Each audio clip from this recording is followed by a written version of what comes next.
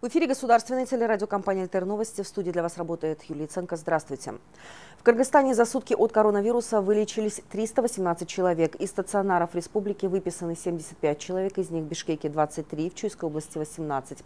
Всего по стране выписаны из стационаров 3735 пациентов. Кроме этого, из числа лиц, находящихся на самоизоляции дома, за сутки выздоровело 243 человека. Всего 1897. На 16 июля по республике был выявлен 521 новый случай заражения. Большая часть приходится на город Бишкек – 273 случая.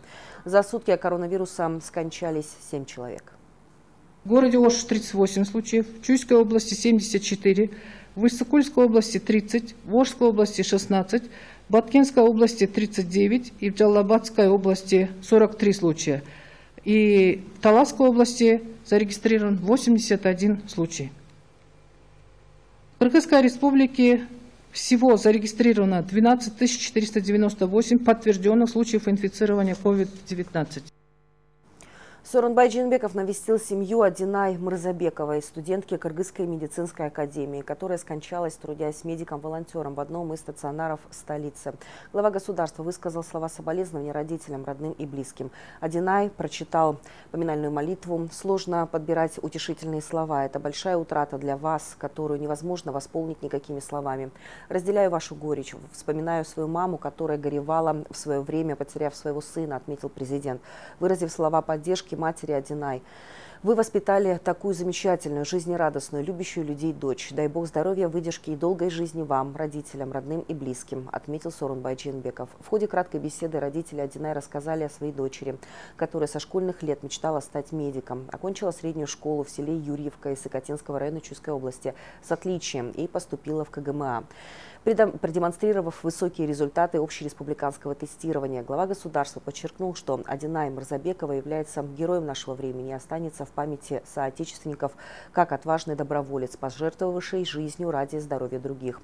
У отца Адинай Дженалиева Замирбека, матери Мулдукуловой Дилбар в семье было 4 дочери – Айгерим и Бигимай, студенты Джанель, школьница. Премьер-министр Кыргызской республики Кубатбек Боронов провел телефонный разговор с председателем правительства Российской Федерации Михаилом Мишустиным. В ходе беседы были обсуждены принимаемые меры по борьбе с распространением коронавирусной инфекции, взаимодействие по предотвращению распространения вируса. Стороны также обменялись мнениями по актуальным вопросам сотрудничества двух государств, в том числе взаимодействия в Евразийском экономическом союзе.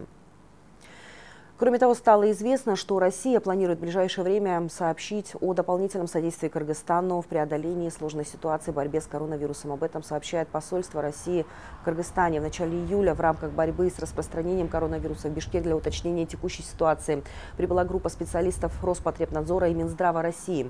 Были проведены консультации в Минздраве Кыргызстана, медицинских учреждениях, где проходят лечение граждане.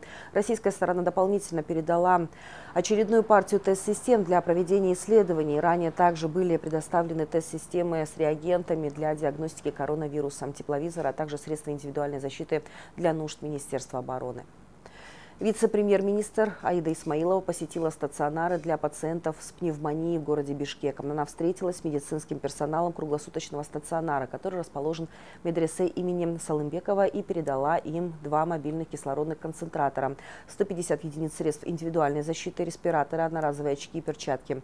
Исмаилова, обращаясь к медикам и волонтерам, выразила слова благодарности от имени правительства страны за оказываемую помощь в условиях распространения пандемии. В свою очередь, медработники и волонтеры рассказали о насущных проблемах, с которыми они сталкиваются каждый день, спасая жизни обратившихся за помощью сограждан.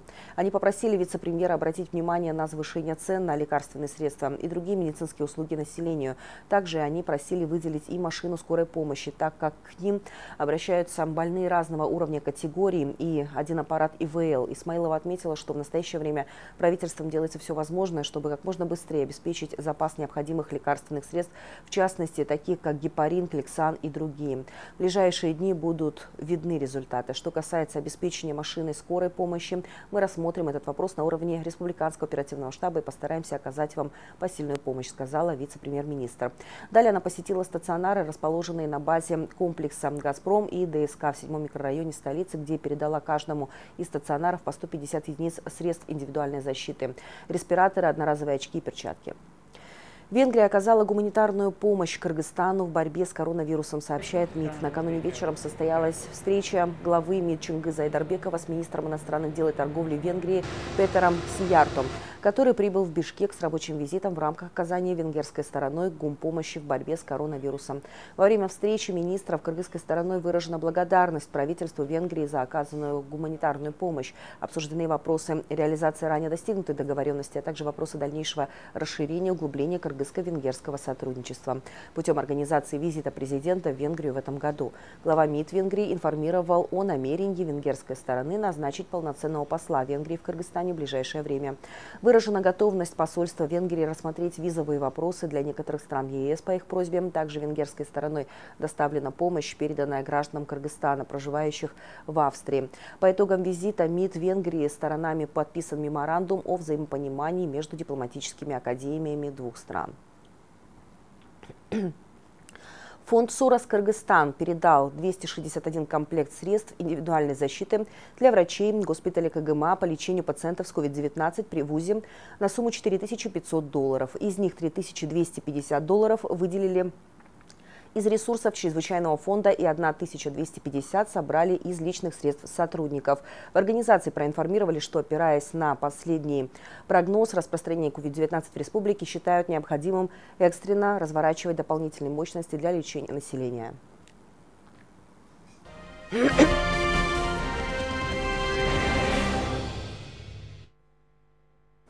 В Бишкеке изменился режим работы ночных стационаров. Как сообщили в мэрии, теперь они будут открываться на час раньше и работать с 20:00 до 8 утра. График работы дневных стационаров не изменился с 8 утра до 8 вечера. В муниципалитете добавили, что при поддержке бишкекского горкинеша развернут дополнительный дневной стационар на базе школы номер 95 в микрорайоне Джал. Здесь подготовлено 37 койко-мест. Готовится к открытию еще одна лечебница в жилмассиве Караджигач на базе ресторана «Салтанат» на 50 койко-мест. Добавили в мэрии. Всего в столице работают 13 дневных стационаров на 908 койко-мест и 2 ночных на 220 мест. На местах, где журят команды врачей, медсестер, санитаров, ординаторов и волонтеров, персонал и привлеченные специалисты обеспечены средствами индивидуальной защиты, питанием, временным жильем. Хиджама не лечит коронавирус и другие болезни. Данную методику лечения издревле применяли только в случае повышения артериального давления. Для других болезней народный метод не использовался. Многие пользователи стали писать положительно об этом методе лечения. Однако медики предупреждают, что хиджама может угрожать жизни и здоровью человека, если назначить процедуру себе самостоятельно и без консультации врача. Медики отмечают, что в сложившейся ситуации с коронавирусом в стране кыргызстанцы готовы поверить в любое лечение, которое будет гарантировать маломальский эффект. Если один метод помогает при каком-то заболевании, совершенно не значит, что он может быть эффективным при другой болезни. Самовольное назначение себе хиджама может привести к большим проблемам со здоровьем, ведь прием разжижающих препаратов, применяемых при коронавирусной инфекции, может привести к кровотечениям. Кроме этого, мы не знаем, в каких условиях делать кровопускание, сколько раз используют иглы. Работа поликлиники и госпиталя медицинской службы ГСИН идет полным ходом. Медперсонал был серьезно подготовлен к COVID-19. И в госпитале и в поликлинике созданы все условия для приема персонала, ветеранов и членов их семей. В госпитале подготовлены 50 коек и отдельные комнаты для изоляции. Были установлены искусственная вентиляция легких и концентратор кислорода. В настоящее время медики принимают от 100 до 150 человек в день. На сегодняшний день в госпитале работают 7 врачей и 6 медсестер. Иногда приходится работать днем и ночью. В госпитале круглосуточно работают дежурные врачи. С 1 мая этого года 33 человека прошли курс лечения от пневмонии, а сегодня 42 человека получают амбулаторное лечение. В общей сложности 75 сотрудников заболели воспалением легких. В настоящее время в ГСИН насчитывается 250 штатных медицинских работников, каждый из которых в настоящее время усердно работает в учреждениях. Госпиталь-поликлиника была организована в прошлом году для сотрудников, членов семьи и для ветеранов. На сегодняшний день функционирует госпиталь на 50 коек. Пролечено, значит, 75 внебольничной с пневмонией, из них 13 ковидная пневмония. Ну а к этому часу это все новости. Всего вам доброго. Берегите себя. До встречи.